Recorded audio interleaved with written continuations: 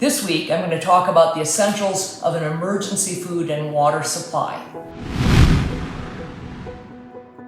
There are multiple commercially available survival food kits that range from 72 hours to a year. You can certainly build your own kits with large plastic bins or 5-gallon buckets with lids, a vacuum sealer, and Ziploc bags. I keep a 3-month supply of emergency food per person, as well as a supply of both food and water for my pets for the same duration. For most people, putting together and storing a 3 to 5 day supply is really quite doable.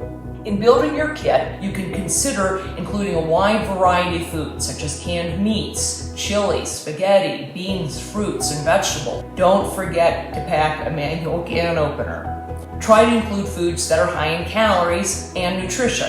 You can certainly include some comfort food, hard candy or lollipops, and also consider including some simple luxuries like instant coffee and tea bags. Let's not forget food for our beloved pets. Your disaster preparedness food and water plan should include dried or canned foods for the same period as you planned for the rest of your kit. Once you've assembled your emergency food supply, it should be stored somewhere cool, dry, and easily accessible. You'll need to review the contents on a regular basis to assure that items are still within their freshness dates. Having an ample supply of clean water is a top priority in an emergency. So when it comes to storing water for disaster preparedness, the recommendation is to plan for a gallon of water per person per day. The safest and most reliable emergency source of water is commercially bottled water. The goal here is to have stored enough water in preparation that you won't be forced to use water from outside sources such as streams, ponds, or rainwater.